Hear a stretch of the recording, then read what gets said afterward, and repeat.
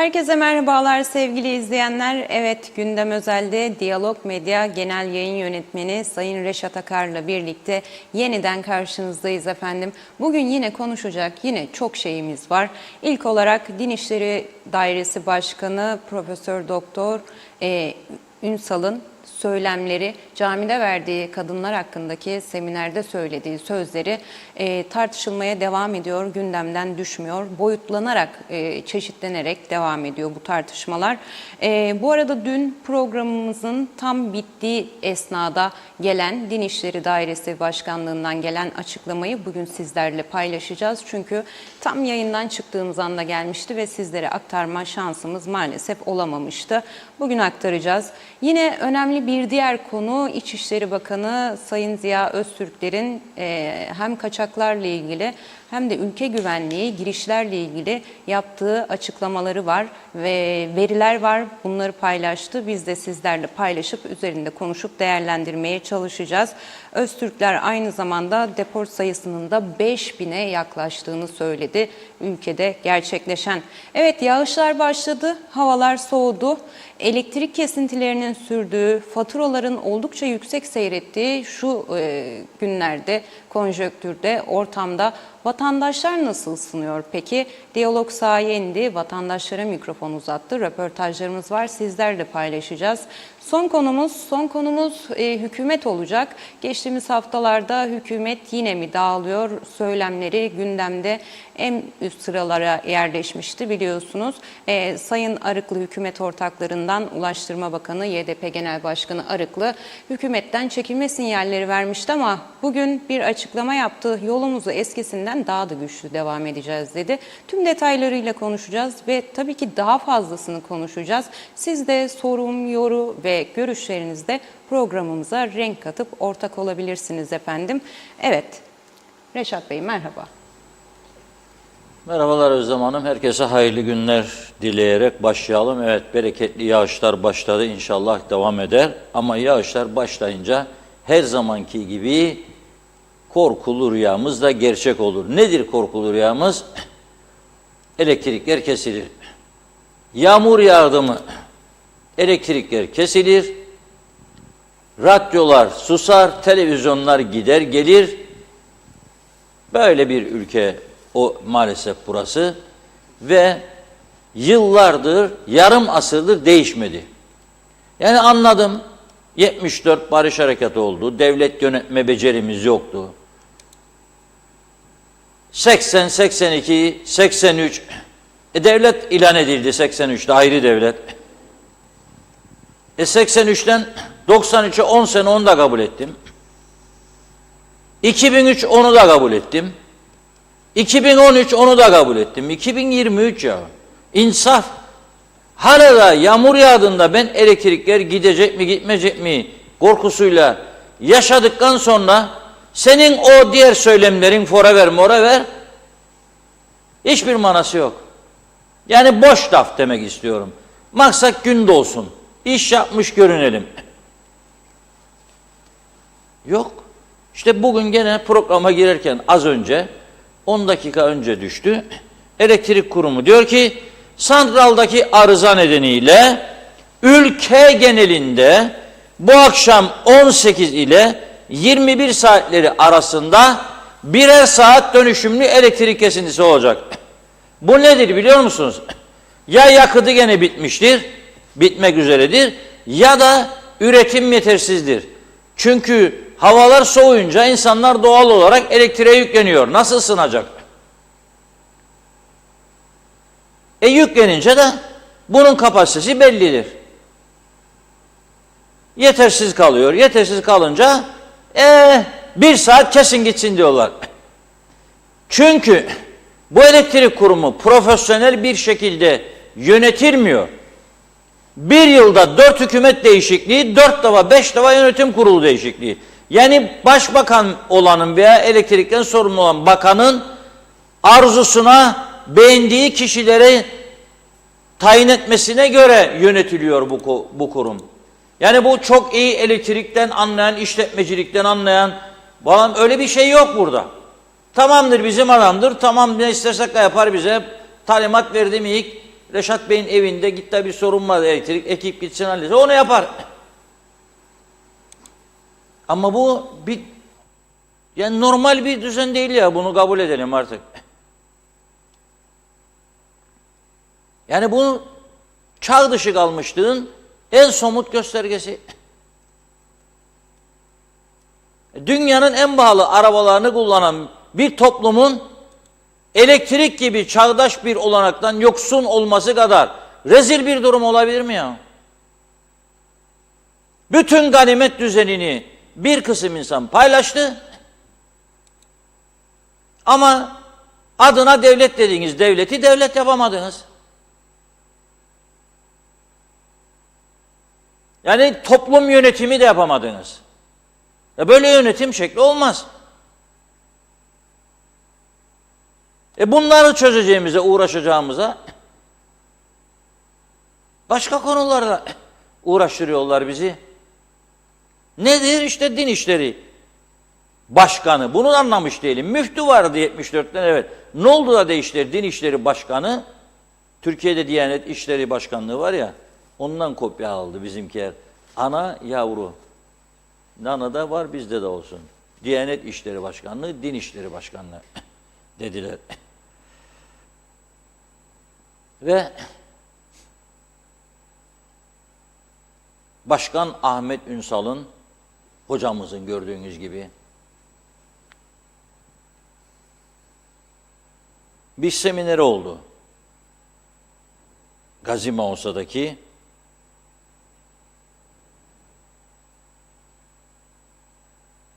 Osman Fazıl Polatpaşa Camisi'nde. Dün bu konuya değinmiştik.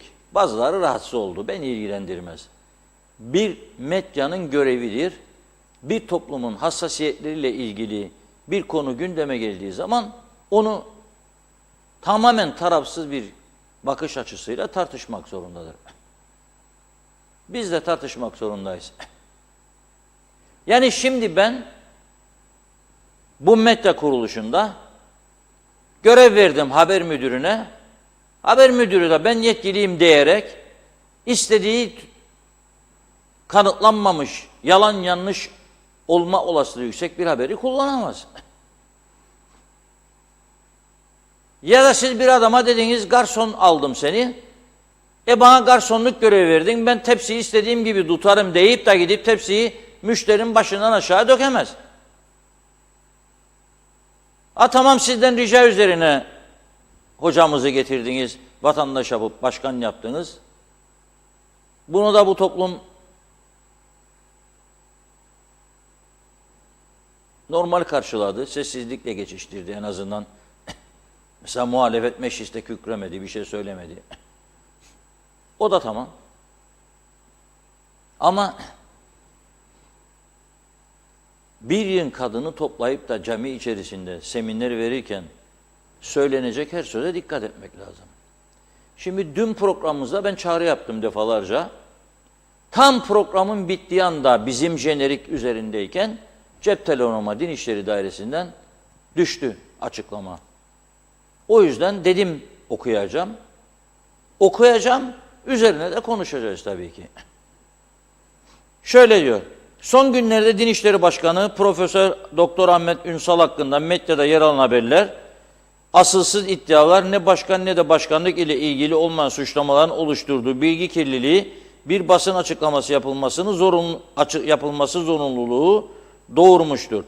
Türkiye Cumhuriyeti Lefkoşa Büyükelçiliği Din Hizmetleri Müşavirliği kuruluşu olan HAGEM, Hala Sultan Aile ve Gençlik Merkezi tarafından düzenlenen aile okulu semineri kapsamında 9 Ocak 2023 Pazartesi Osman Fazıl Polatpaşa Camii müştemilatında yanlış söyledim hanımlara yönelik olarak gerçekleştirilen seminerde Başkan Ahmet Ünsal'dan İslam'da evliliğin eşlere tanıdığı hak ve yüklediği sorumluluklar konusunun işlenmesi talep edilmiş. Başkan Ünsal tarafından da hukuki ve dini yönden katılımcılara anlatılmıştır.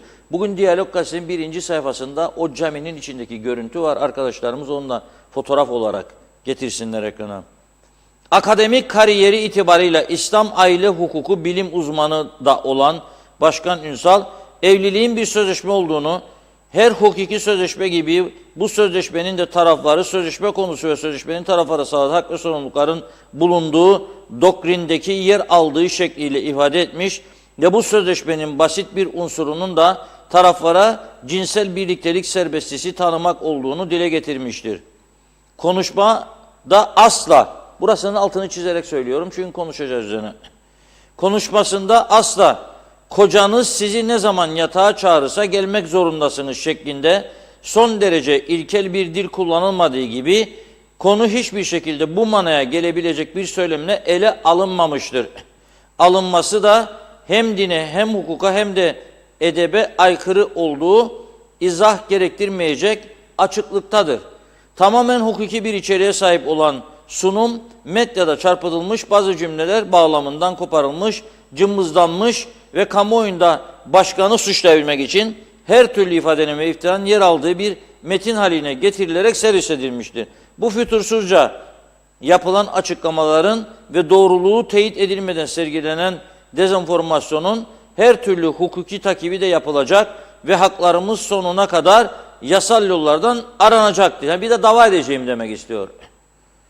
Gerçek zamanla anlaşılacağı gibi tarafsız konuma yaklaşan sağduyu sahibi kimseler tarafından da anlayışla karşılanacak, amacın üzüm yemek olmadığını zaman gösterecektir. Her objektif platforma ve her fırsatta hakikati anlatmaktan asla geri durulmayacaktır. Kamuoyunun bilmesi gereken bir diğer husus da dini bilginin kişilerin şahsi görüşü değil, Müslümanların kutsal kitabı Kur'an-ı Kerim ve yine Müslümanların peygamberi olan Hazreti Muhammed'in sünneti olduğu bilinmelidir. Bu sebeple doğru dini bilgiyi aktarmakla görevli kurumun beyanı temsilcilerinin şahsi görüşleri değildir diyor. Şimdi tabii burada dün benim de okuduğum bazı ana başlıklar halinde okuduğum sözlerden, bazı kesitlerden bir tanesini tam olarak yalanlamış ki olduğunu görüyorum ben. Nedir o da? Şöyle diyor.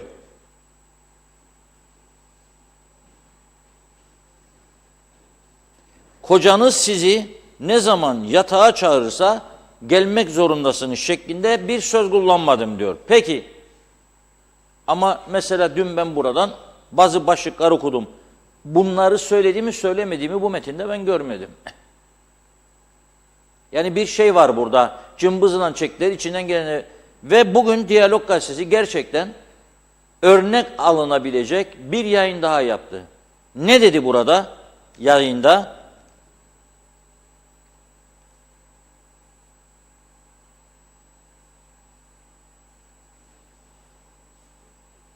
Vatandaşlar konuşmanın kaydedildiği videonun kamuoyu ile paylaşılmasının yararlı olacağını düşünüyor. Şimdi o fotoğrafta, az önce gelen fotoğrafta göreceksiniz ki kamera var salonda, kaydediyor konuşmayı. Fotoğraf gelsin. Fotoğraf. Birinci sayfadaki fotoğraf olarak.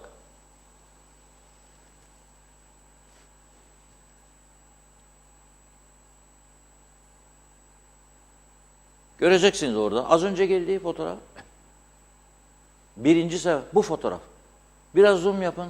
Hoca efendi ve dinleyen hanımlar gördüğünüz gibi orada kamerayı görüyorsunuz. Kamera kayıt yapıyor. O kayıt neden paylaşılmıyor? Bu kadar hassasiyet var madem ki toplumda. Neden paylaşılmıyor? Şimdi mesela bakın. Başka sözleri var. Bazıları evleniyor, yıllar geçiyor, hala çocuk yok. Neden? Kedimiz var derlermiş. Olur mu ya diyor, evlenmenin sebebi çoğalmak, üremek, keyif yapın diye değil diyor. Mesela bu Kur'an'ın neresinde var? Ben görmedim, duymadım. Belki din bilgim eksiktir. Vatandaşların da öyle. Yani ben evlendim, illa çocuk mu yapacağım yani devamlı demektir. Bir de ben çocuğu nasıl besleyeceğim onu düşünmek zorunda değil miyim? Yahu şu zamanda okullara giden özellikle çok çocuklu ailelerin çocukları çok çocuklu ailelerin çocuklarından bahsediyorum. Okula aç gidiyor ya. Yemek yok, ekmek yok, süt yok. Ve biz buradan çağrı yapıyoruz.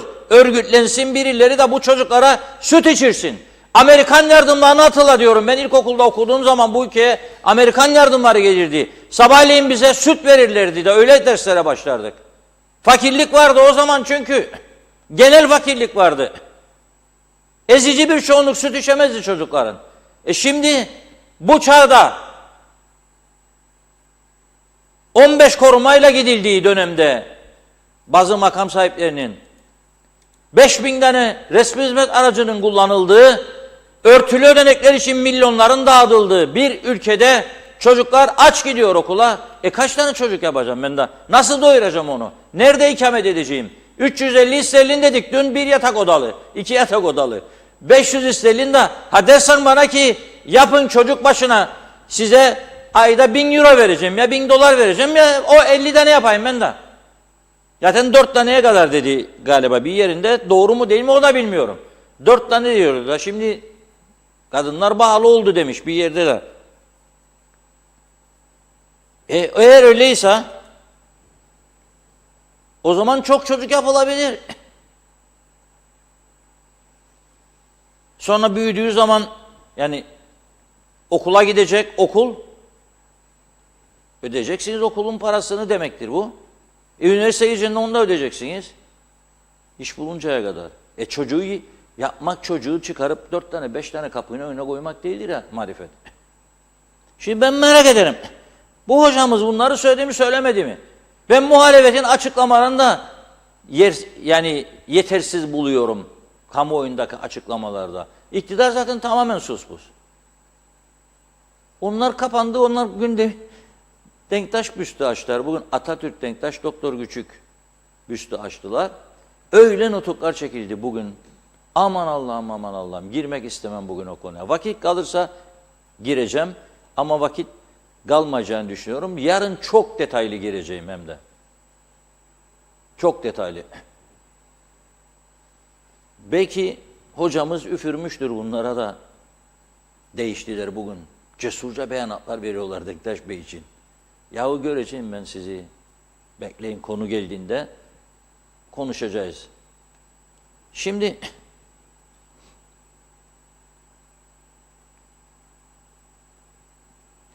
evlenen erkek diyor hanımına bakmak zorundadır. Bakamayacaksan evlenmeyeceksin. Ben evlendiğim zaman bakabilecek durumdaydım. Hocam, beni işten attılar. Ne yapacağım şimdi, nikahımı bozacağım. Bu konudaki fetvanız nedir mesela? Evlenirken vardı iş. Hanım da mutlu oldu dedi. Annesine bak bir de bu adam iş güç sahibi dedi. Girdim işe. Cıtıpı iktidardaydı, aldı beni işe. Kayınvalide de mutlu çok kızını devlet memuruna verdi. UBUP'u geldi attı beni işten. Ne olacak şimdi? Kayınvalide üzgün, hanım üzgün. Ne olacağım ben? Nikah mı düşecek? Yani bu sözler hangi Kur'an'ın hangi sayfasında, nerede? Ben bilmiyorum. Fakat başka bir şey Sayın Hocamıza önermek istiyorum. Ayrıca da ben dine karşı da aleyhte kışkırtıcı bir insan değilim. Camiye gitmek ister, gidecek, namazını kılacak tabii ki. Oruç zamanı geldi, orucunu tutacak tabii ki. Veya diyecek ki benim rahatsızlığım var, oruç tutmam ama ben başka türlü dini görevlerimi yerine getiririm. Nedir? Ben bu toplumun sırtından milyonlar kazandım. Bunun bir kısmını paylaşırım, okul yaparım, yurt yaparım. Eğlence park yaparım, müze yaparım ülkeme katkısı olsun diye. Sağlık ocağı kurarım. Ne kurmazsınız birkaç tane sağlık ocağı bu ülkede? Birçok yerde insanlar perişan halde. Niye kurmuyorsunuz? Ama enteresan bir durum. Bugün sosyal medya paylaşımında gördüm.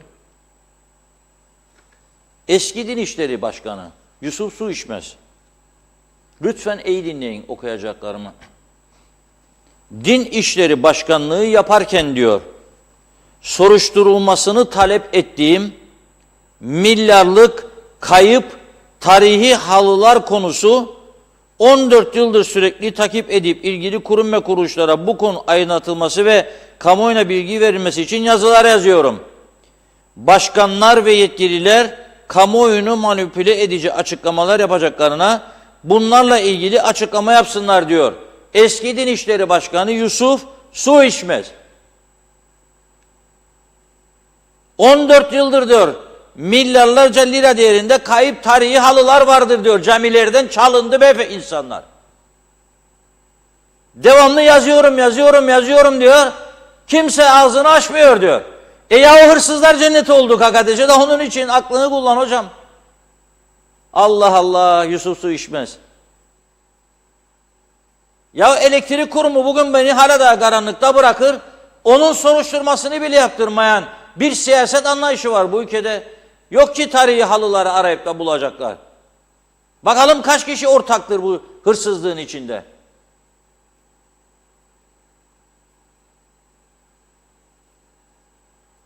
Nerededir bu halılar? Güzel bir hatırlatma yapmıştır. Buradan muhalefete sesleniyorum. İktidar bunu yapmaz. Hadi ilk meclis toplantısında bu halılar meselesini çıkın söyleyin bakayım. Çıkın aslanlar gibi konuşun. Sorun nerededir diye. Belki de bugünün muhalefeti o dönem iktidardaydı. Bilmiyorum 14 sene evveline bakmak lazım. Kim idi o dönem kayboldu. Öyleyse bugünkü iktidara kadar konuşsun. Bu kadar basit mi ya? Milyarlarca lira değerinde tarihi halılar camilerden çalınır. İman, din, iman yerinde. Bunu konuşmazsınız hiç kimse. Hiç siz umurunuzda değil bunlar. Hayret bir şey. Çarpılacaksınız vallahi bak söyleyeyim. Cuma'nın gelişi Perşembe'den bellidir. Bugün Perşembe, yarın Cuma, mübarek gün arifesinde söylerim. Kimse bu halıları çalan ve çalınmasına göz yumanlar çarpılacaksınız. Bak söyleyeyim. Ben din adamı değilim ama inançlarım vardır. Ve şuna da inanırım. Bazen derler ki bu adam sana senin için iyi konuşmadı da kötü konuştu. Bana ne derim? Bana ne? Ben bir ilahi takdirin sonunda olduğuna inanan bir insanım. Yaparsa bulur. Yalan söylerse bulur. Hem de artık kısa sürede. O da hızlandı karar vermede. Buluyor. Bırak kendini yaptıklarıyla baş başa bırak. Sen gene iyi olmaya devam et. Merak ediyorum. İlk birleşimde iktidar, muhalefet, hele UBP'nin içinde bazı arkadaşlar da vardır. Onu bunu tehdit ederlerdi böyle seçim dönemi. Ondan yanasın da görücü kara falan filan diye. Hadi madem bu kadar cesursunuz, halıları bulun çıkarın bana nerededir bu halılar? 14 yıldır. Çağırın Su İçmez'i, konuşun, alın mektuplarını. Bunlar işinize gelmez değil mi? Paltoları giydiniz, gittiniz bugün sahte Denktaş beyanatları. Denktaş'ı çok severlermiş ya Doktor Güçü'yü. Bak. Maşallah. Ne kadar çok seversiniz ha. Bugün konu vakit kalırsa konuşacağım, kalmazsa yarın daha geniş konuşmak istiyorum. Fakat işte insanın dikkatini çeken bazı paylaşımlar da oluyor. Mesela Cumhurbaşkanı Ersin Tatar'ın eşi Sibel Tatar Hanım'ın Betül Mardin'den bahsediyor. Betül Mardin'i ben Asil Nadir Bey'in organizasyonlarını yönetirken tanıdım. Mesela Asil Bey'in görkemli bir akrabasının yeğeninin düğünü olmuştu Kıbrıs'ta. Çatalköy'deki o dönümlerce arazisi olan o tarihi bir evde, evin bahçesinde. Ben o dönem tanımıştım. Yemek organizasyonu yapmıştı. Özel uçaklarla dekorasyonlar, yemekler, ikramlar falan gelmişti. İstanbul'dan Vakko gelmişti. Özel uçaklarla. Ben Betül Hanım'ı o zaman tanıdım. Betül Mardin Türkiye'de çok tanınmış bir isimdir. 10 öğüdüne diyor Sibel Hanım, Betül Mardin'in kadınlara 10 öğüdüne kim ne derse, ne demişse demiş, boş edip katılıyorum diyor. Yani Betül Mardin sözüne katılıyorum. Bir tek mutluluk, sevgi, saygı varsa evlilik kurumunu da seviyorum diyor. Mutluluk, sevgi ve saygı varsa evlilik kurumunu seviyorum diyor. Kadınlar diyor bu öğütleri zaman zaman okumalı. Çok faydalı öğütler.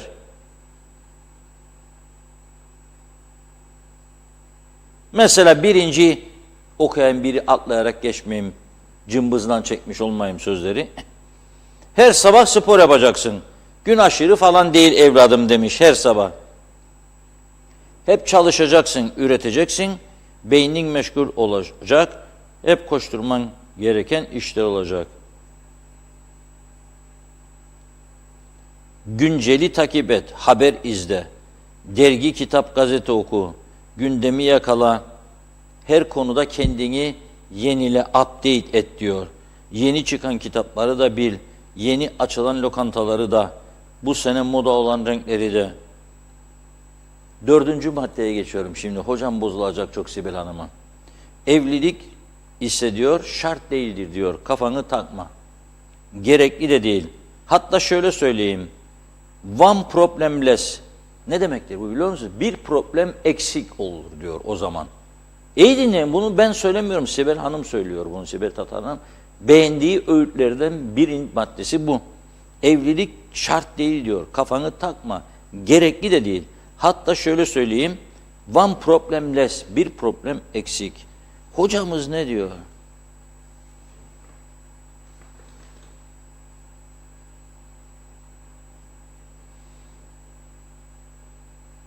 Dinimiz diyor nikahların nikahlanın sayınız artsın der diyor. Bir kızın dengi çıkınca bekletmeden hemen evlendirmek gerekir diyor. İşte iki farklı fikir var yani burada. Çocuk meselesine gelince diyor 5. madde. Ha işte burada akan sular duruyor. Yapabiliyorsan yap. Birini bu kadar çok sevmek, onun sorumluluğunu taşımak sadece onu değil seni de mutlu eder.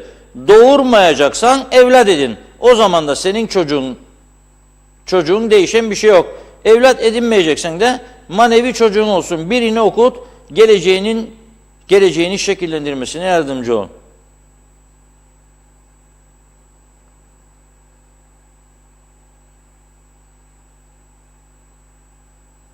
Erkeklere gelince diyor, 10. maddeyi de okuyayım da, çok uzatmayayım konuyu. Aynı anda birkaçını sevmeyeceksin. Ama onların böyle bir yeteneği olduğunu bileceksin. Yani birkaç kadın, hocamız dün 4'tü falan da 1'de kalıyor demiş. Demiş diyorum çünkü açıklamasında bunu dedim bunu demedim diye bir şey bulmadım ben. Yani o video çok önemlidir, o video kaydı. Girdim Din İşleri sitesinin web sayfası var, oraya da girdim. Bu fotoğrafı da oradan aldım. Ama video kaydını bulamadım o konuşmanın. Halbuki başka video kayıtları var, başka program verdiği seminerlerin yaptığı konuşmanın programları, videosu var. Bunu bulamadım. Dün telefonla bağlantısı yapmıştık. Gülşah Samver Manavoğlu, girişken bir kadın siyasetçiydi ve iş kadınıdır aynı zamanda. Sözünü de saklamaz. O da demiş, bugün bir paylaşım yaptı. Dün çünkü programa bağlanırken daha yeni bilgisi oluyordu. Tam vakıf değildi konuya. Tabii dün bütün gün konuşuldu, ettiği sosyal medyada paylaşımlar şu bu. Meclisten 8 tane kadın milletvekili bildiri yayınladı, ortak milletvekili. Gülşah Hanım bugün diyor ki Din İşleri Başkanı buradaki toplumun hassasiyetlerini ve yapısını inkar ederek Kur'an'da da yeri olmayan konularla alakalı dini statüsünü kullanarak kendi yorumlarını yayma girişimi içerisinde olmayı tercih ederek çok büyük hata yapmıştır diyor. Hepimiz kınadık, rahatsızlığımızı dile getirdik. Ama bence sadece sosyal medya ve basın üzerine kınamak ve yorumlamak ile sınırlı kalmamak lazım diyor. Burada muhalefete büyük görev düşmektedir. Artık muhalefet gerçek anlamda baskı unsuru olmalıdır. Bu konu üzerinde yapılması gereken daha fazla vakit kaybetmeden ana muhalefet ve diğer muhalefet parti başkanları hızla başbakan ve cumhurbaşkanından randevu isteyip bu konuyu masaya yatırıp sonuca götürmelidir. Eğer başbakan ve Cumhurbaşkanı bu konuyla alakalı sessiz kalırlar ve hiçbir şey yapmazlarsa hem kendi aile mensubu kadınlarına hem de Kıbrıs Türk kadınına hakaret etmiş olacaklardır. Kıbrıs Türk kadını bunun hesabını sormaktadır diyor Gülşah Sammer Manavoğlu. Dün programımızda verememiştik. 8 kadın milletvekili de bu konuda açıklama yapmışlardı. Ama burada şunu sorayım. Ben bakın Din İşleri Başkanı'na saldırın demiyorum ha. Sadece kadınların din ve özel hayat, laik devlet anlayışı, cumhuriyet anlayışı. Bu konuda görüş beyan etmelerinin zaman zaman böyle fırsatlar ortaya çıktığında özellikle yararlı olduğunu düşünmekteyim. Ve şimdi merak ederim, UBP güneşi altında milletvekili veya bakan veya bakmayan olan kadınlar sizin hiç mi düşünceniz yoktur? Yani nedir, bir öcü korkusu mu var üstünüzde? Bir daha bakan olamazsınız veya bakanlıktan veya milletvekilinden alınırsınız da aç susuz kalırsınız sonra sokaklarda falan filan. Ne olacak bu işin sonu? Onu mu düşünüyorsunuz, merak ediyorum. Yani bana ne? Evde huzuru bozmayalım, maaş çıkar geçsin. Ha %45-50 falan dedi başbakan. Ne güzel söyledi onu da. Şimdi bana haberi yazar. Bazı vatandaşlara da sitem etmek isterim. Ya o yazıyorsun bana ama benim bugün sabahleyin 35 tane kadar mesaj geldi. Hangisine cevap vereceğim? Sesli gelen mesajlar var, yazılı gelenler var. Sesli geleni dinleyeceksin. 2 satır cevap verdiğinde 5 tane daha gelecek arkasından. Nerede o vakit? Nerede? Bu defa da cevap vermediğin zaman ilgilenmiyor musun? Tamam ama yani yok, vakit yok. O kadar. Her şeye de yetişmek mümkün değil. Evet, toplumun sesiyiz. Evet, toplumun sorunlarıyla ilgiliyiz. Yardımcı olmaya çalışırız ama bir yere kadar. Yani hemen cevap verilemediği zaman bunda bir kasıt aramayınız. Yoktur öyle bir kasıt. Ama zaman içinde herkese yetişmeye çalışıyoruz. Gece geç vakit de olsa, sabah uyanır uyanmaz da olsa, öğlen de olsa, arada 5 dakika vakit olsa tamam. Ama böyle. Evet Özlem Hanım. Uçup gitmeden başladın. Maalesef yine uçurduk Reşat Bey. Yine mi uçurduk? Evet. Hemen başlıyorum. İlk yorumlar şu anda göremiyorum. Görebildiğim ilk yorumla başlayacağım ben de. İsmet Ezel bizlerle davet edilmedim, gidemedim camiye dedi. Doğan Palyalı bizlerle hayırlı yayınlar, nereye gidersen git, talihin de beraber götür insan. Oku, araştır, öğren. Her kelimenin tüm anlamını öğrenmeli ki ona göre davranmalı insan dedi. Aylin Kızıl bizlerle hayırlı yayınlar dedi. Celal Harun bizlerle iyi akşamlar Özlem Hanım, Reşat Akar dedi. Mustafa Barış Korkmaz bizlerle Kıbrıs'ta Diyanet kapatılmalı, bir gereği yok. Beleş yerden maaş alıyorlar dedi. Ahmet Halil bizlerle iyi yayınlar diledi. Celal Harun sosyal sigorta emekli maaşı ile yaşanmıyor, beslenilmiyor, kiraya yetmiyor, faturaları ödeyemiyoruz. En düşük sosyal sigorta emekli maaşı asgari ücretle eşitlensin. Tüm sosyal sigorta emekli, dul ve yetim maaşlarına gerçek enflasyonu ve güncel açlık yoksulluk sınırı rakamlarına göre zam yapılsın. Asgari ücretin ve açlık sınırının altındaki maaşlarla sefalete ve yoksulluğa mahkum edilen binlerce sosyal sigorta emeklisi aşırı zamlardan yaşam savaşı veriyor. Tüketici kredisi ve kredi kartı kullanarak günlük yaşamlarını sürdürmek zorunda bırakılıyor bu emekliler. Bankalara borçlanarak icra ve haciz tehdidi altında yaşıyor. Gıda başta olmak üzere temel ihtiyaç maddeleri fiyatları sürekli artıyor. Sosyal sigorta emekli maaşı kiraya yetmiyor. Ev kiraları, elektrik ve gaz tüpü faturaları ödenemez miktarlara ulaşıyor. Sosyal emeklileri insanca yaşamak istiyoruz. Sadaka değil, yaşanabilir sosyal sigorta emekli maaşı talep ediyoruz dedi izleyicimiz. Taceddin Demir bizlerle iyi yayınlar diledi. Zehra Sencer bizlerle hayırlı yayınlar, Karpaz'dan sevgilerimle dedi. Sayar Aker bizlerle selamlar, sosyal hayatımızda hiçbir güç karışamaz, dini mecburi kılmak Kuzey Kıbrıs Türk Cumhuriyeti'ni bağlamaz, çocuk yapmak fakirler için zulümdür, demokrasiye sahip çıkalım dedi. Fatma Palabıyık bizlerle Bu efendi Kur'an'ın Bakara suresi 256. ayetini okumamış, bilmiyor dedi. Aslında Kur'an'ı bilmiyor, burada işi ne diye sordu. Orhan Aslan, iktidar ses çıkaramaz demiş. Bakalım kimler o koltuktan alaşağı edilir, ses çıkarsa Reşat Bey dedi. Özkan Bişmiş bizlerle, hocamız söylediklerinin hocası vardır dedi. Hocanın söylediklerinin hocası vardır herhalde. Juda Benhur bizlerle, havanda su dövülüyor. Memlekette hiç sorun yok. Buna takılı kaldık. Fatih Sultan Mehmet İstanbul'u almak girişimindeyken Bizanslılar mecliste melekler kanatlı mı kanatsız mı olduklarını meleklerin tartışıyorlardı dedi. Nazime Nalbant bizlerle, iyi akşamlar Özlem Hanım, Sayın Reşat Bey, iyi yayınlar, sizleri severek dinliyorum. Mausa'dan kaçırmıyorum diyor.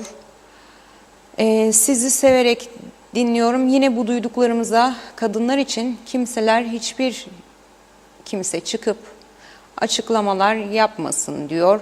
Şimdi 2 kişi bile çalışsalar bu pahalılıkla geçinemiyorlar. Ne de bu konuşmaları yapıyorlar. İnanın anlayamıyorum, çok üzgünüm dedi Nazım Hanım. Mehmet Uluçaylı bizlerle, kiliselerden çalınan ikonlar niye Rum tarafına iade ediliyor da bize edilmiyor diye sordu. Sibel Serin, iyi yayınlar diliyorum. Din işlerinin açıklamasında yeterli bulmadım. Orada bu seminere giden hanımlardan biri bile çıkıp yorum yapmadı mı? En kısa sürede din işlerinin kaydedilen bu programı yayınlaması ve din içinde bu tarz yorumları olup olmadığını açıklaması gerek. Diğer bir husus da Kıbrıslı bir din görevlisi neden bu pozisyona atanmadı da Türkiye'den birisi buraya yollandı, vatandaşlık verildi, buradaki kişilere bu atama hakarettir dedi. Ulus Barani bizlerle, iyi yayınlar Reşat Bey. Sen canını fazla sıkma. Türkiye Cumhuriyeti'ne biat eden ve bizi yönetenlerin hepsi yalancı dedi. Aygün Özister bizlerle, maalesef her taraf kokuşmuş bir düzende yaşıyoruz dedi. Mustafa Özcan bizlerle, Kıptek'ten duyuruyu paylaştı Mustafa Bey de, programın başında Reşat Bey de duyurmuştu. 1,5 saat dönüşümlü kesinti yapılacak diye. İsmet Sencer, hayırlı akşamlar, hayırlı yayınlar, harikasınız dedi. Osman Zorlu, iyi yayınlar dilerim dedi. Arif Mustafa Cüce bizlerle, iyi yayınlar dilerim, selamlar olsun Erdemli'den dedi. Özkan Bişmiş, halıları çalan herhalde hocadır dedi. Doğan Falyalı, sabahleyin bir haberde Rum tarafında yaşam sürdüren halkın 1/5'i açlık sınırı altında. Bizdeki nüfusun ne kadarı açlık sınırı altında bilen var mı diye sordu. Halk arasında yapılan araştırmaya göre asgari ücretli, sigorta emeklileri, sosyal yardım alanlar dendi ama ne kadar olduğu bilinmiyor. Yaşayanların bir kısmının bir eli yağda, bir eli baldayken diğerlerinin de ah ile vahta dedi izleyicimiz. Bülent Lider Mehmet Küçük bizlerle, bu ülkede şu an itibariyle 110 bin siyahi Afrikalı vatandaş aramızda yaşıyor. Bu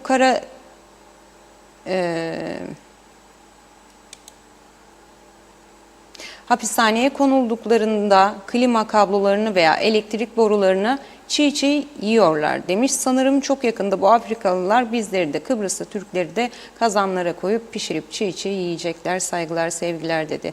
İzzet Kahraman, Sayın Reşat Bey, halıları milliyetçiler çaldı, bunu bilmeyen yok. Peki sen Barnabas Kilisesi'nden ne çaldılar? Bunu neden söylemiyorsun dedi. Dün söylendi. İzlemiyorum. Bunu da araştıralım dün söyledik. diyor. Yani her şeye göre ben her gün her dakika aynı şeyi okuyacak değilim. Dün buradan okudum ve tek okuyan da bizik. Okuduk dün. Bugün de gazetemizin 1. sayfasına getir arkadaşlar gazete. Hem St. Barnabas dün de vardı Diyalog gazetesinde, bugün de vardı. O da değil sadece. Alsancak Kilisesi'nden çalınan ikon da var. Diyalog gazetesinde bugün.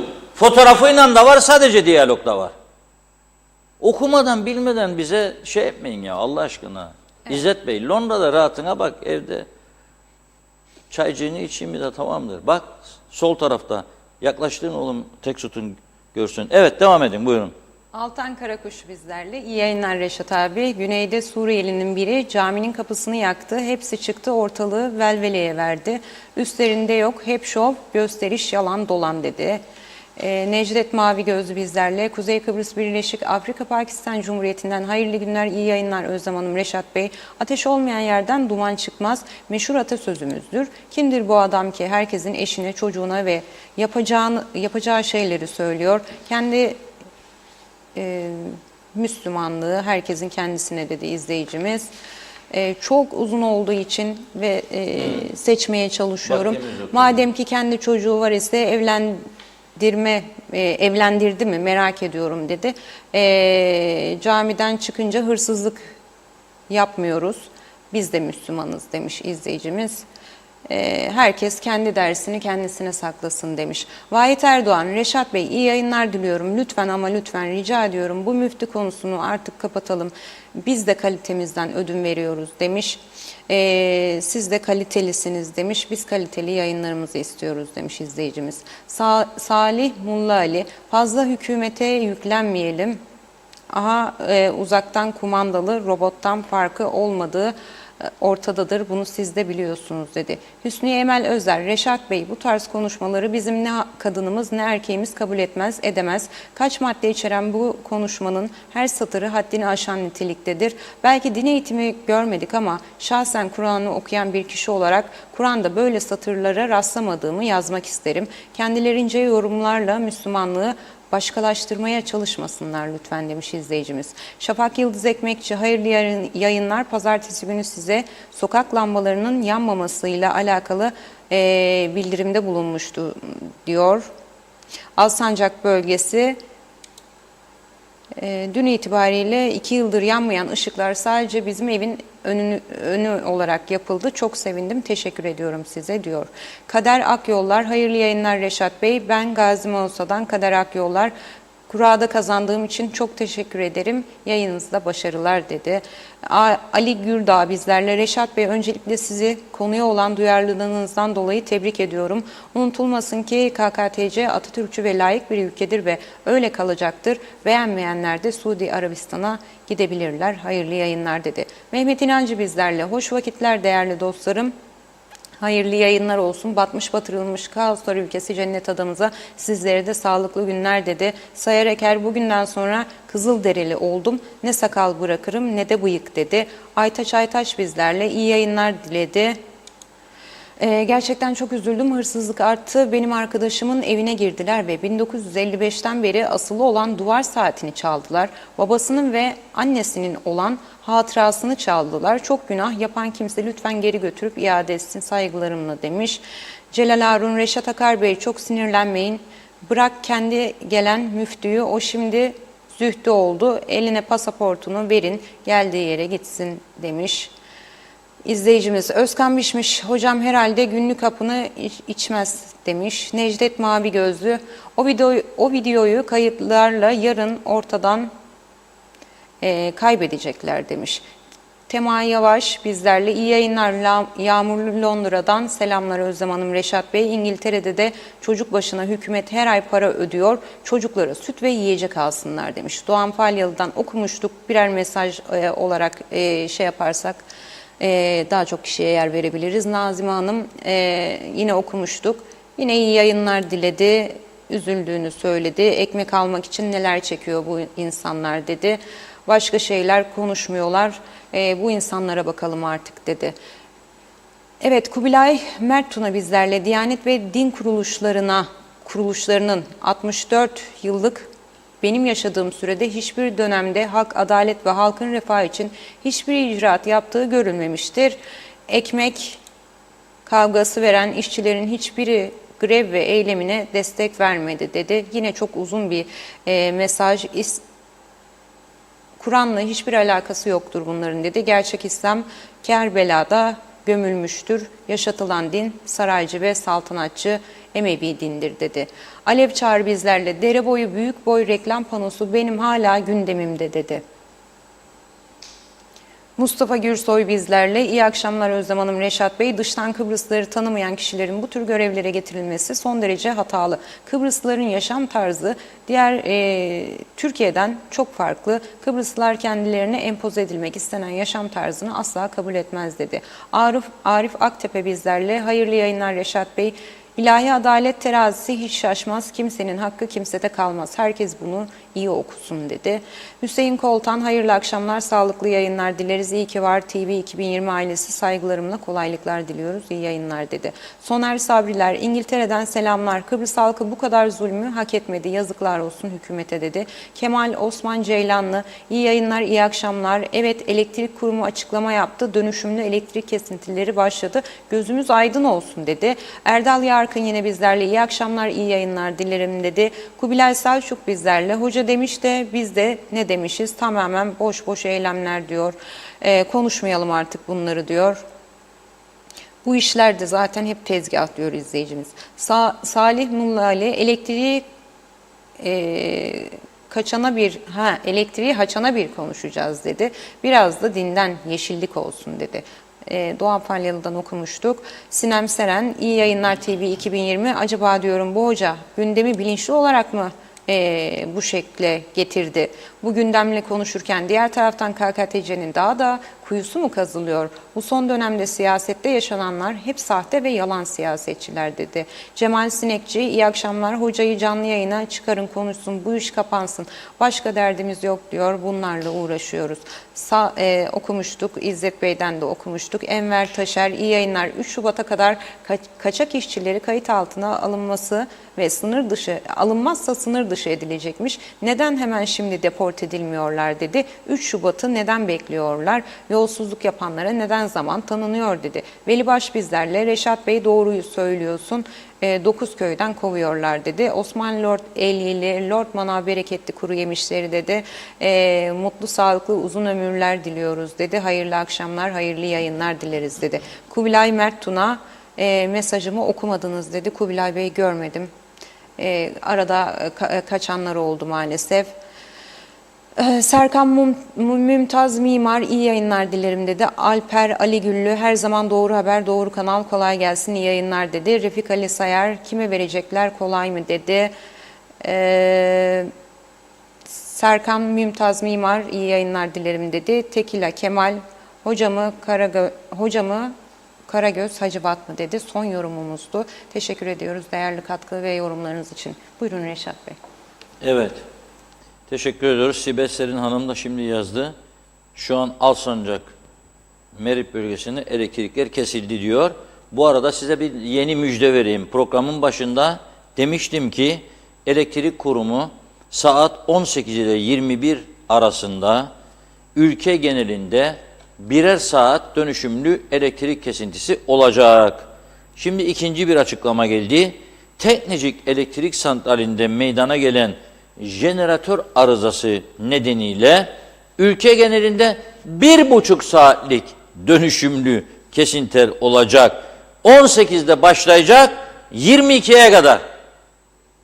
Onun için mumları hazırlayın. Alsancak'takiler hazırlamadıysa karanlıkta kaldılar. Şimdi şu saatte bulabilirlerse mumları yaksınlar. Diğer bütün adada oturanlara söylüyorum, aman evi yakmamak kaydıyla güvenilir bir yerde mumları hazırlayın. Çünkü akşam vakti geldi, çocuğa çorba yedireceksiniz ya siz karnınızı doyuracaksınız. Hazırlayın mumu. Televizyon yok. Böyledir ama. Eğer bir toplum var olmak istiyorsa her türlü acıyı ve cefayı çekmek zorundadır. 63-70'te de o geçti, unuttuk. 74'te zafer kazandık, bari cefa bitsin. Ya o da geçiciydi, yedik malları falan, paraları bitti. Ne yapalım?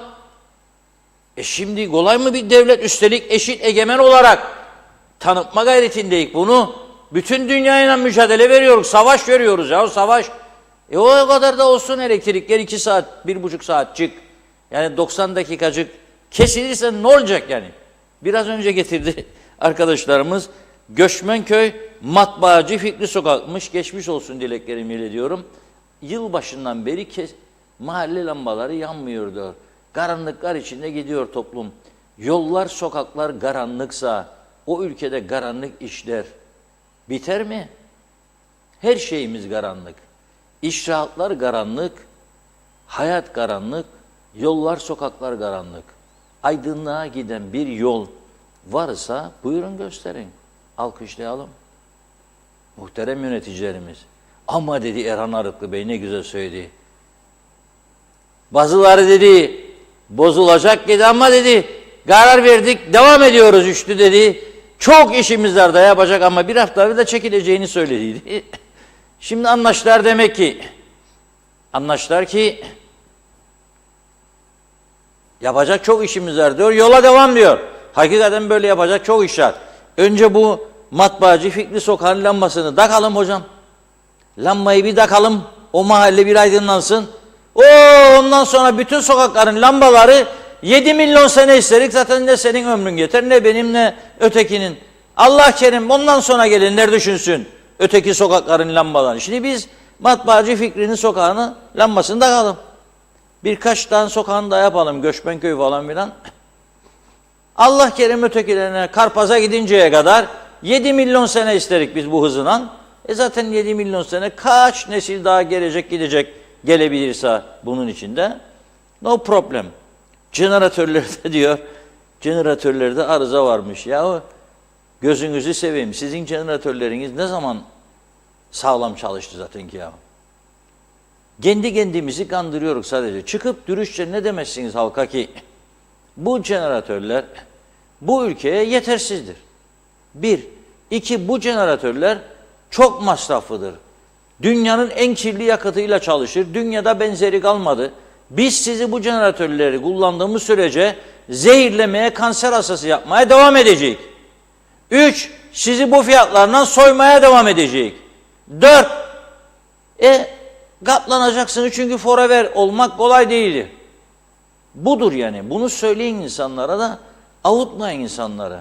İnsanlar da ne yapsınlar? Sabah uyandığında havayı biraz açık görürse yağmurdan sonra güneş böyle bir saat bile yüzünü gösterse herkes balkona çıkar. Zaten deli değil ya bu havalarda, bu pahalılıkta elektrik çalıştıracak. Ama biz bir röportaj yaptık vatandaşlarımızla. Nasıl ısınıyorsunuz diye. Sanki de Falcı Elmazi Hanım bize sabahleyin Mausa'dan haber yolladı. Elektrikler kesilecek. Siz onun için vatandaşlara da bir ayarlayın ısınma konusunda.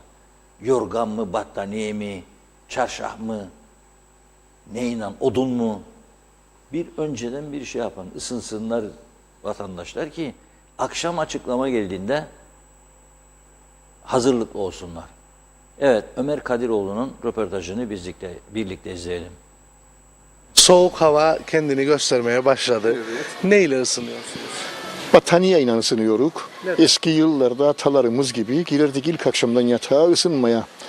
Çünkü günümüzün şartlarında şofbenimiz tüp ister. Gaz ocağımız tüp ister. Sobamız da tüp ister. Tamam. Dersek elektrik isteydim. O biraz daha da şeydir. Onun için daha da pahalıdır. Bütçemiz buna çekmez. Battaniyenin altına gireceksin. O çok iyidir. Bulacaksın. Hatta eski palto da atacaksın. Üzerine kalınlaşsın. Ve ayakların üşümesin. Çünkü ayaktan soğuk alırız.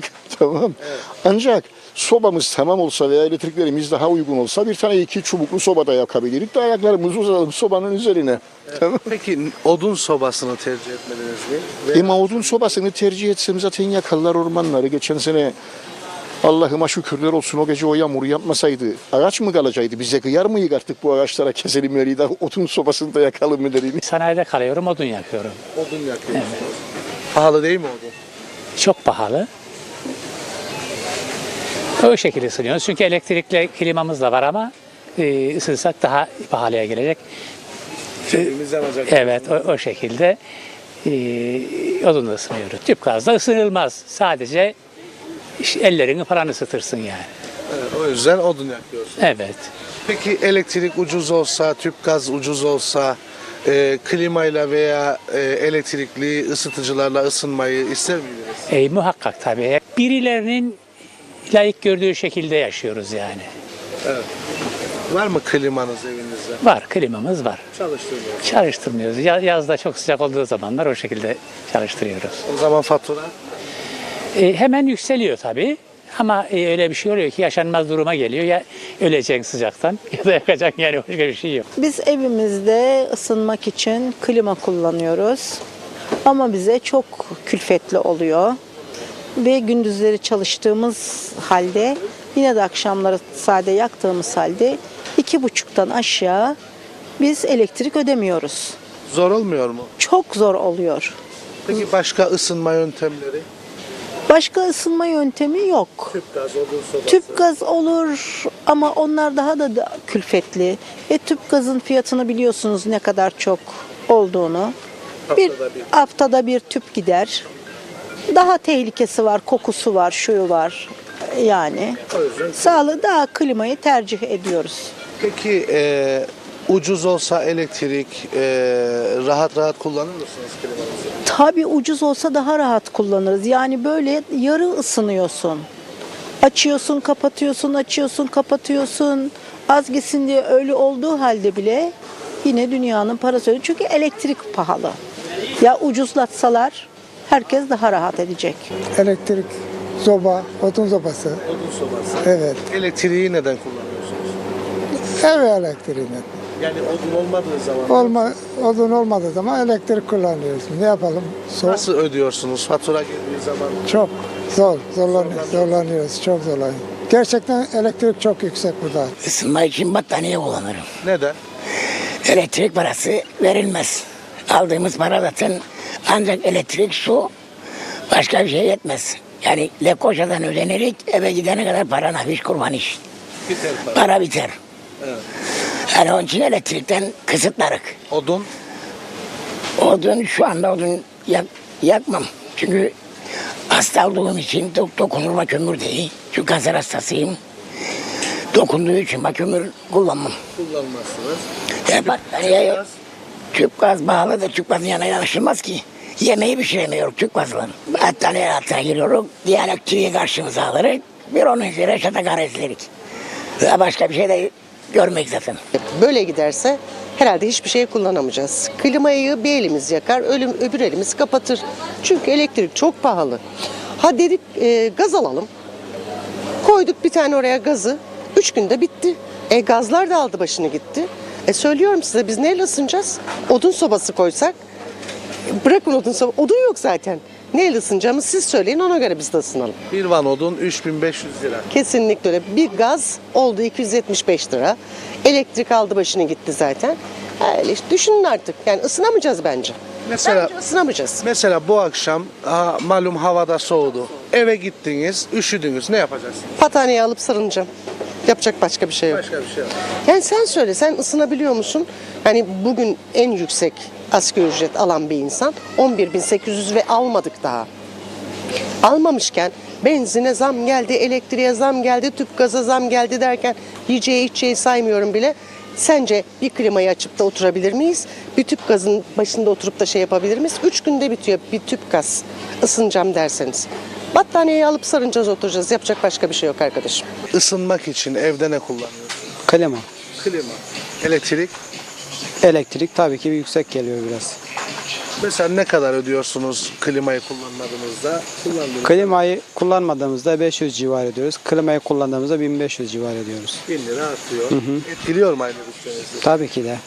Bizler asgari ücret çalışan insanlarız. Tabii ki de etkiliyor.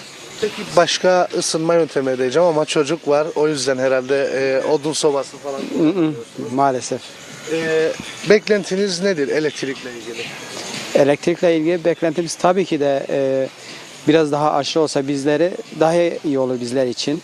Özellikle de tabii ki asgari ücret çalışan insanlar için daha iyi olur.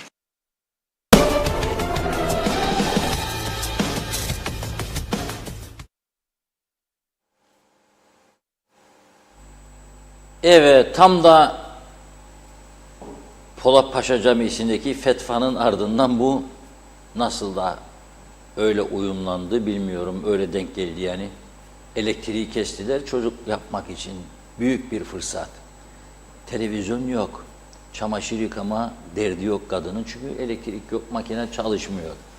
Yemek yapamaz çünkü karanlıkta uyumaz. En güzeli çocuk yapmak. Çek yorganı, battaniyeyi, gelsin Mehmetler, Ayşeler, Allah kerim. Ekmek parası da çıkar, okul parası da, hiç merak etmeyin. Şimdi buradan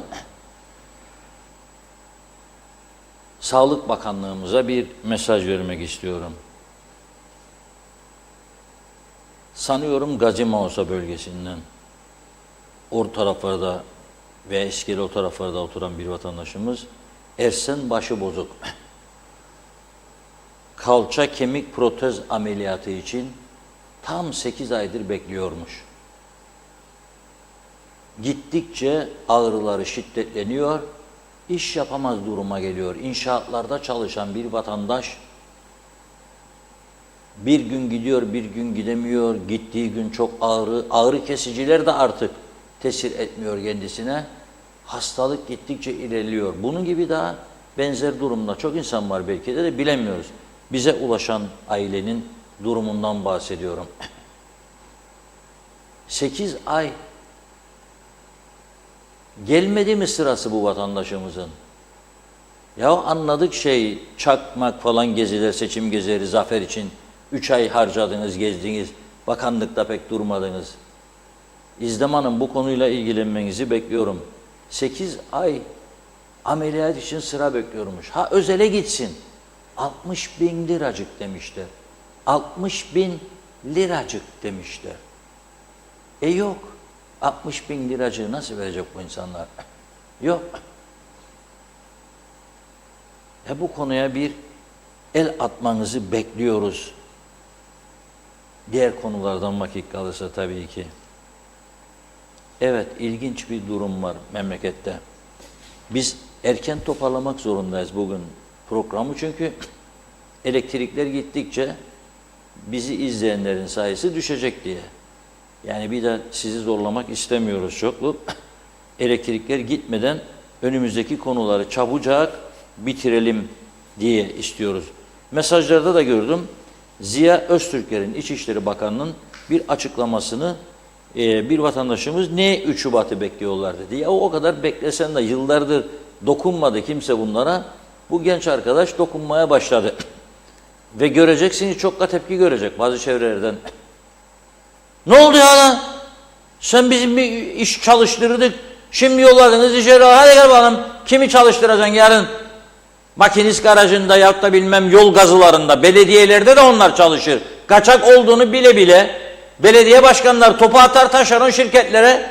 Taşeron şirketlere de bulun adamla çalıştıralım der. Yoktur der, ha bunlar der. Ama kimse de bunları görmez. Kimse bunları görmez. Fakat az önce ismini okuduğum vatandaş birkaç aydır sigortasını yatıramıyor. İşleyemediği için doğru dürüst. Yarın ona diyebilirler ki seni ameliyatta demek. Çünkü senin sigorta eksiğin var. Ama sokakta geçen icralı giderse ilk yardıma mecburdur baksın. Çünkü o da anayasaya göre hareket vardır. Bakacağım. Bakması da lazım. Ben bakmasın demiyorum. Ama bunun içinde eğer kaçaksa ve bunun içinde tehlike arz ediyorsa bakacaksınız. Şimdi diyor ki biz bunu yapacak başladık da 4.900 kişiyi deport ettim ben diyor geldiğimden bu yana. Bu güzel bir şey. Yani düştük peşine diyor. Fakat nasıl yakalıyorlar biliyor musunuz? Bazıları farklı yerlere çekebilir. Ben onda değilim. Ben genel anlamda söylüyorum. Arada bozuk elmalar olabilir. Ben polisimize güveniyorum arkadaş. Ben polisimize güveniyorum. Arada çürük elmalar varsa temizlerler, merak etmeyin. Ama genel olarak baktığımızda ne zor şartlarda neler yakalıyorlar. Bugün gene ne kadar uyuşturucu? 1 kilo 800 gram galiba bugün gene. Evet. Notlarıma 1 kilo 800 gram uyuşturucu buldu gene bugün polis. Bir yığın olay var. Bir yığın. Adam apartmanda kalır.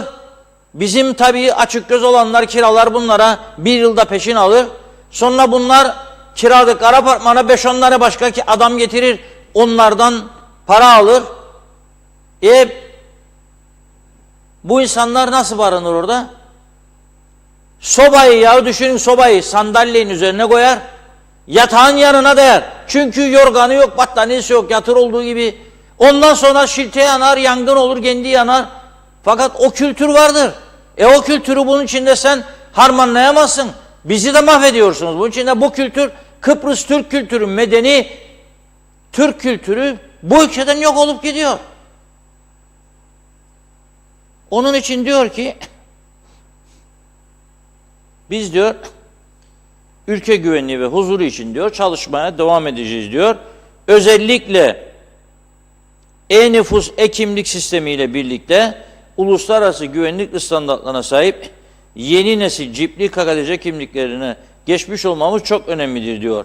Biliyorsunuz diyor, dün İstanbul Havalimanı'nda uyuşturucu taciri olduğu ortaya çıkan bir kişi KKTC kimliğini sahtelemeye çalışarak Türkiye'den çıkış yapmaya çalışmış. Fakat yeni nesil cipli kimliklerimizin taklit edilmesi mümkün olmadığından bu kişi Türk Emniyeti tarafından tutuklanmıştır. Bu olay bir kez daha yeni nesil cipli kimliklerin ne kadar önemli bir güvenlik duvarı oluşturduğunu göstermesi açısından oldukça önemlidir diyor. E-vize otomasyon sisteminin yazılımının da başlandığını söylüyor. Bu sistem 7 farklı kontrol noktasından geçerek ülkeye gelecek olan yabancıların denetleneceğini belirtiyor. Dijital dönüşüm çalışmaları kapsamında en önemli projenin biri e-vize otomasyon sistemidir diyor. Şubat sonu doğum ve ölüm bilgileri de dijital ortamda verilecek diyor. Şu ana kadar 4041 kişi muhaciret affından yararlandı.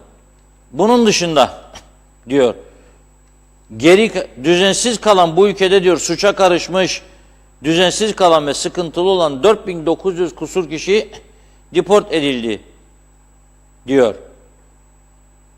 Ve 3 Şubat 2023 tarihinde, neden 3 Şubat onu da söylüyor. Muhaciret affı diyor 3 Şubat'a kadardı. Şimdi siz geldiniz, çalışma izni aldınız, sonra kaçağa düştünüz. Kaçaksınız bu ülkede. Size 3 Şubat'a kadar izin veriyorum. Ya çalışırsanız gelin kayıt altına giriniz. Eğer kayıt altına girmezseniz kaçağa düşmüş olursunuz. 3 Şubat'tan sonra yakaladığımızı deport edeceğiz. Tabii bunun içinde büyük paralar harcandığını duyuyoruz biz. Kolay değil. Bir ek iş yapması lazım Ziya Öztürkler'in. Kim isterse olsun bu ülkeye geleceği zaman öğrenci olarak geliyor değil mi? 2000-2500 euro depozitoyu alacaksınız ve deport fonu diye bir fon kurup o fona da dokunanın eli koparılır diye bir meclis kararı alacaksınız. Da bunlar maaş ödemeye kullanmasınlar gene.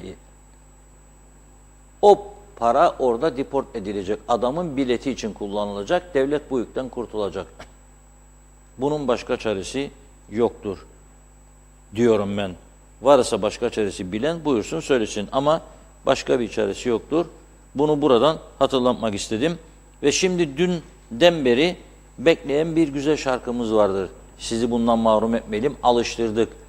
Özelden yazanlar var bana, bugün şarkı yok mu diye. Olmaz olur mu? Dün çok yoğunduk, veremedik. Bugün diyorsunuz önemli bir iki konumuz vardı. Yarına bırakıyorum. Hazır yarın Cuma mübarek gün daha geniş konuşalım diye, daha etraflı, ama din konusu değil tabii. Din konusu sadece ve sadece video gelirse elimize onun üzerine konuşuruz. Onun dışında biz diğer önemli gündem maddelerimize döneceğiz. Daha elektriği yarın bakalım ne kadar çok konuşacağız. Siz ne olur ne olmaz zamlanmadan eve mumları depolayın. Ben bunu 2-3 aydır söylüyorum devamlı. Kış geliyor, aman dikkat, yetmez üretimi çünkü. Üretimi yetmiyor. Açık bir şey var, söyleyemiyorlar bunu. Biz de ne diyoruz vatandaşlar? Aha bugün de kesilmedi ya. Şükürler olsun Allah'ıma. Halledecek yavaş yavaş. Yok öyle bir şey. Halledeceksin diye bir şey olmaz. Yaparsan, iş yaparsan, üretim yaparsan halletmiş olursun. Üretim yok bunlarda. Çökmüş jeneratörlerle iş yapmaya çalıştılar. Çöktü be kardeşim. Çöktü. Kendileri bir ara çekinmeden söyledi. %50 kapasiteyle çalıştırıyoruz diyor. Çünkü bitti. Kontrol dışı. Eskidi, çürüdü. Yapamıyor. Allah yardımcısı olsun o Teknecik civarında oturanların. Bu akşam herhalde o termik santralda devreye girdiğinde zehir, aman Allah'ım, durulmaz oralarda. Evet, dinliyoruz şarkımızı.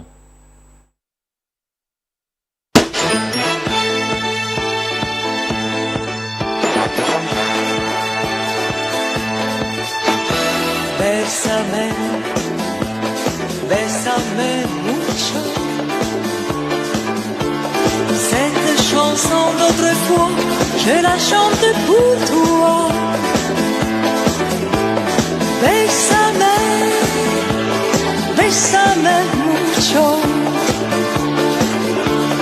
Comme une histoire d'amour qui ne finirait pas.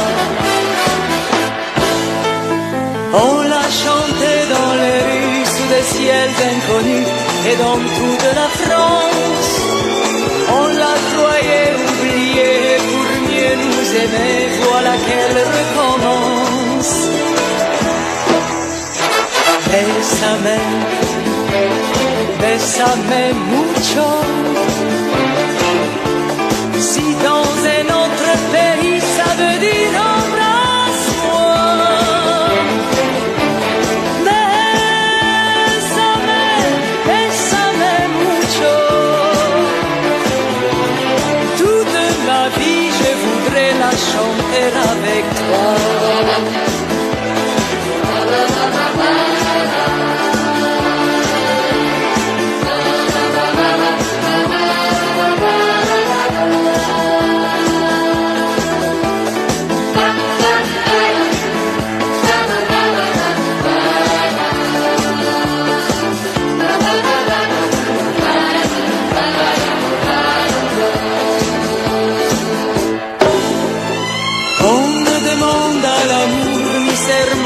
Toujours, ni décor fantastique.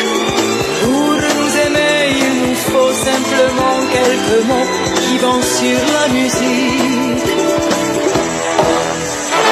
Bésame, bésame mucho. Si dans un autre pays, ça veut dire embrasse-moi.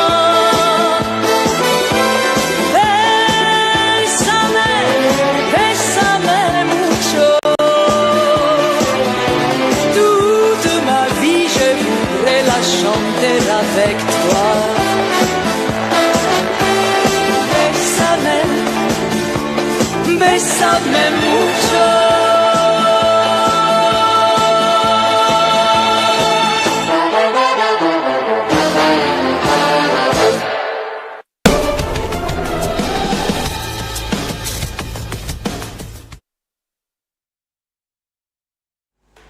Evet, şarkı da denk geldi. Hocam bize kızma, besame mucho. Beni çok öp diye yorumluyorlar Türkçesini. Öpme bilmem şeye girer mi? Yasak listesine. Ama şarkının adı öyle, ben koymadım yani şarkının adını. Beni çok öp diyor. Besame mucho. 100 yıl daha geçse unutulmayacak bir şarkı. Benim de çok sevdiğim bir şarkıdır. Bu arada bir de güzel mesaj vereyim size. Şimdi bugün başka bir sokaktan bahsettim ya, dedim Göçmenköy, Matbaacı Fikri Sokak yılbaşından beri yanmıyor. Bu da gene Göçmenköy. Şehit Onay Sokak. 3 aydır yanmıyordu. Son birkaç programda bahsettim. Hüseyin Bey sağ olsun gönderiyor bana. Ödüyoruz parasını ama lamba yanmaz diyor. Şimdi de teşekkür mesajı gönderdi. Fotoğrafı da çekti. Sağ olun diyor. 3 ay sonra yandı diyor. Yandı ama bu da genel elektrik kesintisi nedeniyle sönebilir. O kusurumuza bakmayın, elimizde olmayan bir şey, artık ne yapalım, idare edeceğiz vaziyeti. İnşallah yarın programa geldiğimde de Matbaacı Fikri Sokağı'nın lambalarının yandığını sizlere müjdelerim. Belki bir şeyler yapar o Kırktepe'dekiler. Yani elde imkanlar da azmış biliyorum, sayaç yok, malzeme yok, bir şey yok. Ne kadar devam edebilecek bilemiyorum. Allah yar ve yardımcımız olsun diyorum. İkonları bahsettim. İzzet Bey Londra'da rahat olsun. İkonların peşindeyiz. Alsancak'tan çalınmış, Almanya'ya kaçırılmış, Düsseldorf'ta çıktı ortaya. Fakat nasıl çalışıyor sistem? Rumlar nasıl takip ediyor kendi davalarını? Bütün dünyayla irtibat halinde. Tam satışta bu ikon 1807 yılına ait. Paha biçilmez değerde. Hop orada durdurdular satışı ve Rum Kilisesi'ne iade etti. Biz ise milyarlık halıları arıyoruz camiden çalınan. Küçücük bir yerde bulamıyoruz halıyı. Yahu Larnaka'daki caminin kenarına o imam, oradaki imam cigara içermiş, düşürdü. Kenarından böyle 1 santimden de küçük bir yer yandı diye savaş ilan ediyorduk adamlara. İltimatom çektik. Halının köşesi yanmış diyor, o da imamın atası. Ya bu taraftan da milyarlık halıları 14 yıldır bulamıyorsunuz ya, o nereye gitti? İnanın ki onlar uçup gitmiştir. Takip edeni de olmadığı için bir ülkelerde satılmıştır. Satan da afiyetle parasını yemiştir. Onun için dert etmeyelim. Ölümlü bir dünya değil mi? Ne uğraşacak bu işlerle? Besleme çok varken no problem. Evet, son mesajları Özlem Hanım. Evet. Ve tamamlayalım. Mumlar hazırlansın. Geliyor kesintiler. Soner Sabriler bizlerle. Dinle, Müslümanlıkla alakası olmayan birini dinci diye geçiriyorlar dedi. Mehmet İnancı, 48 yılda bir arpa boyu yol kat etmediler. Vur palayı halka mantığı sürüyor Sayın Akar dedi. Yücel Barbaros bizlerle. Jeneratörün deposunu doldurdum, bekliyorum dedi. Fevzi Mehmet Çağoğlu bizlerle. İyi akşamlar, iyi yayınlar Reşat Bey dedi. Doğan Falyalı, aha o mum ne işler görür desene hocanın dediği olacak dedi. Özgül Özgüç bizlerle. İyi akşamlar. Diyalog TV'nin güzel insanları. Reşat Bey, ne oluyor, insanlar genç genç gidiyor. Bunun akıbeti nedendir acaba? Araştırılsın diyor izleyicimiz. Kalp krizinden dolayı mı? Aldı başını gidiyor. Ne olacak bu durum? Bizi aydınlat. Gerçekten korkmaya başladık diyor. Mehmet İnancı ekledi. Ülkenin öteki ayıbı, hükümetlerin büyük ayıbı mazbata konuları. 32 bin mazbata mağduru insanlar ne olacak? Reşat Bey, hükümet derhal önlem almalı dedi. Osman Lortelli'li, seçim öncesi hiç bozulmaz elektrik, su kesilmez, seçim sonrası ise olur dedi. Yine birden fazla yorumları atlıyorum. İbrahim Hacı Haliloğlu bizlerle. Hayırlı yayınlar diliyorum dedi. Dini konularda herkes fetva vermesin. Konunun uzmanları konuşsun. Vatandaş da aydınlanmış olur dedi. Leyla Çiçek Güvenler bizlerle. Reşat Bey, iyi yayınlar. Vatandaş olarak usandık. Muhtar olarak da usandım artık. Bu sokak lambaları ile ilgili her hafta arıyorum. Yanmayan ve arızalı lambalarla ilgili diyor. Tehlike arz eden lambalar için lamba yokmuş. Benim kapımın önündeki koptu, hiç yok. Sen alacaksın yenisini dediler. Faturaları da ödüyoruz. Nasıl bir düzen anlamadım dedi.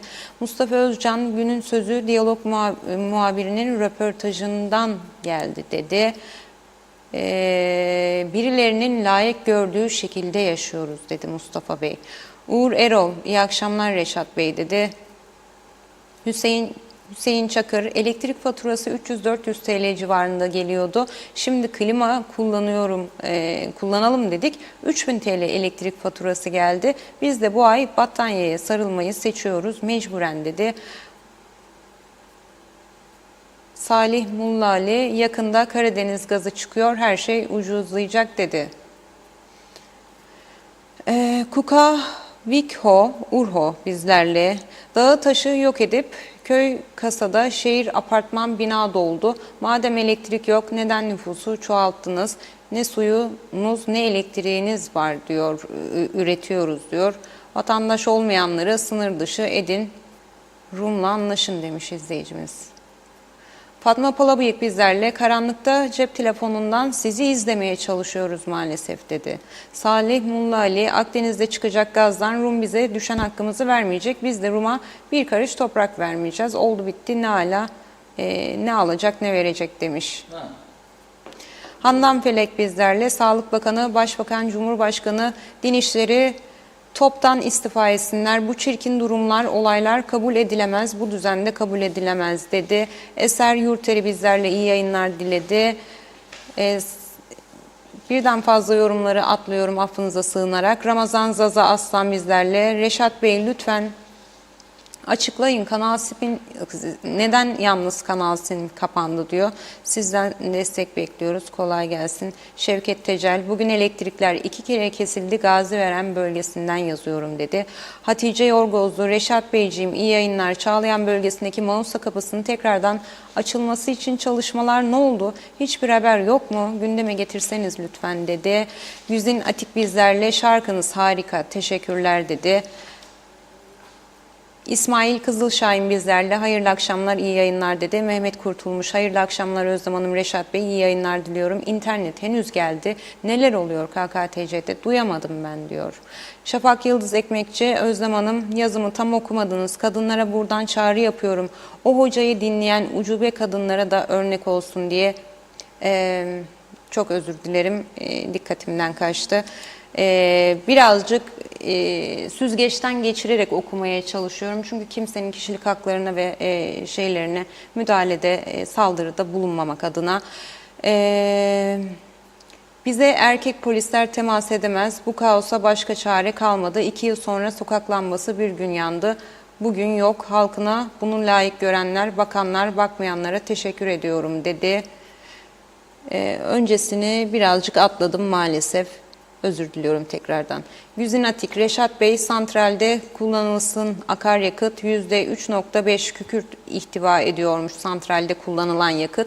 Rum tarafında bu oran %1.5 olduğu halde AB onlara para cezası vermiş. %0 olması gerekiyormuş. Bundan dolayı bizde kanser durmadan artıyor dedi ve kimsenin umrunda değil dedi. Osman Mene bizlerle, herkese iyi akşamlar dilerim dedi. Uğur Kambur bizlerle, iyi yayınlar ülkemin güzel insanları dedi. Yine seçmeye çalışıyorum. Hüseyin Çakır, olmayan devlet cihanda bir nefes sıhhat gibi dedi. Olmaya devlet cihanda. Evet, çok özür dileyerek birden fazla yorumları atlamak zorunda kaldım. Çünkü yine çok sağ olun ilginiz, alakanız için. Çok fazla yorum var. Bizim de süremiz malumunuz kısıtlı olduğu için herkese yer vermek adına atladığımız mesajlar da oldu. Affola efendim. Çok teşekkür ediyoruz değerli katkı ve yorumlarınız için. Buyurun Reşat Bey. Evet Özlem Hanım'a ben de teşekkür ediyorum. Kolay değil. Dün 280'in üzerinde yorum vardı. 280 yorumu okuyabilmek mucize, yani bu bir rekordur diyeyim. Burada değil, Türkiye'de de rekordur 280 yorum. Evet, motive oluyoruz, memnun oluyoruz. Bilmediğimiz bazı uyarılar geliyor, onları da okuyoruz. Ben biraz önce Özlem Hanım okurken gelen mesajlara da bakıyorum. Mesela hocanım, sevgili hocanım bana yazıyor, Bedrettin Cemirel Caddesi'de 3 aydır sokak lambaları yanmıyor. Tabii ki insanlar aydınlığı seviyor. Çünkü aydınlık olduğu zaman o kötü niyetlilerin biraz geri duracağını tahmin ediyor. Öyle yani, karanlık olunca daha çok cesaretlenirler. Kötü amaçlarına ulaşmak için hırsızlık, soygun falan filan, çalacak, malacak, gidecek. Şimdi son bu mesajla kapatalım. Elektrik Kurumu'nun eski yönetim kurulu üyelerinden Yusuf Avcıoğlu arkadaşımız, Kıp'taki çok iyi tanıyan birisi. Onun bir açıklaması geldi önüme, gönderdi kendisi. Teknecik elektrik santralı buhar tribünlerinden birinde meydana gelen arıza sebebiyle ünite durduruldu diyor. Dizel ünitelerden birinde ise krank mili kırık ve o da aylardır devre dışıdır diyor. Kimin umurunda? Zaferle uğraşırdık o günlerde. Belediye zaferleri, kim belediye reisi olacak, kim meclis üyesi, kim muhtar olacak? Ya muhtar azalarıyla uğraşan siyasiler vardı. Muhtar azası seçtirecek diye, merak etme. Bizim adamlara talimat verdim. Allah Allah.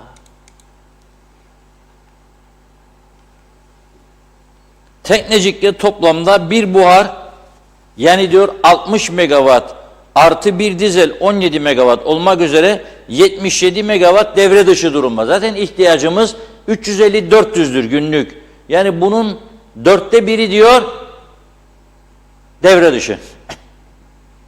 Güney Kıbrıs'ta ise Dikella Elektrik Santralı, okumuştum zaten, 9 üniteden 6'sını kapattılar. Çatır çatır. AB dedi, hem filtre var hem bizimki gibi zehir çıkarmıyor. Buna rağmen olmaz dedi. Kötü yakıt kullanırsınız dedi. Kapatacaksınız dedi. 6 tane kapattılar. Bu da elektrik üretimleri düştü. Şimdi diyor ki Güney Kıbrıs'ta Dikenli Elektrik Santrali'nin emisyon limitlerini aşması gerekirse kapatılmasının akabinde fazla kapasite olmadığı için güneyden de elektrik alınamıyor diyor. 2018 yılından beridir yatırım yapılmasına ihtiyaç olduğunu defalarca dile getirmemize rağmen hiçbir yatırım yapılmadı diyor. Erhan Arıklı'nın bakanlığı döneminde ise ihale iptalleri neticesinde bakımlar aksadı. Sıcak ve soğuk yedek kapasite ise hiç yok diyor. Kapasite yetersizliği soğuk hava ile birleşince elektrik kesintileri yine ve yeniden gündeme geldi diyor. Bu çerçevede bugünden başlayarak arızanın ciddiyetine göre sonraki günlerde de devam etmesi muhtemel 1,5-2 saatlik dönüşümlü elektrik kesintileri yaşanması beklenmektedir. Diğer ünitelerde yaşanacak olası başka arızalarla ise kapasite yetersizliğinin dolayısıyla kesintilerin artması da muhtemeldir diyor. Şimdi hiç merak etme Yusuf kardeşim, ben programdan sonra Anastasiadis'i arayacağım. Diyeceğim ki ama ne sen hep Tatarından yemekken falan. Gel benim davetlim ol bu gece. Bir güzel kebap yiyelim beraber, şeftali, şiş. Arzu edersen ciğer de. Ve çözelim bu işi. Biraz elektrik ver bize. Nasıl olsa aynı ülkenin vatandaşları. Biraz elektrik. Da çözüm kolaylaşır. Belki kırmaz bizi diye düşünüyorum. Evet, bugünlük bu kadar. Çok çok teşekkür ediyoruz. Bizi izleyen ve güvenen, destek veren herkese. Yarın yine Özlem Hanım'la birlikte burada olacağız. Funda Hanım'a geçmiş olsun dileklerimizi iletiyoruz. O da evinde yorgan altında yatıyor diye biliyorum. Korona bitmedi ha, unutmayınız. Bunu da uyarayım. Ben baktım, inanmayacaksınız.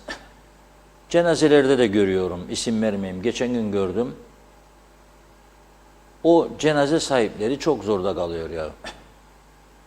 Yani yetiştiren, giden gelen öpüyor insanları. Patladı be kardeşim gene bu. Öpmeyin. Besamı beni çok öp diyor ama güvendiğiniz yanınızda olan eşinizi, arkadaşınızı, kardeşinizi, yok da cenazede 2000-3000 kişi herkes aileyi öpüyor. Patladı işte. Patladı. Ya da hafta sonu eğlenceler, klaplar, mülaplar, sarılarak danslar, manslar, üf dedim yüzüne zaten bitti. Sen sonra istediğin kadar inkar et. Üflemedi biri diye. Dikkat etmek lazım. Çok tehlikeli bir durum var yine. Bir de domuz gribi patladı diyorlar. Bir de ilaç yok. Eczanelerde aradığımız ilaçların çoğu yok. İlaç bulsan para yok. Çok pahalı ilaçlar. Yani bir çıkmaz sokağın içine soktular bizi.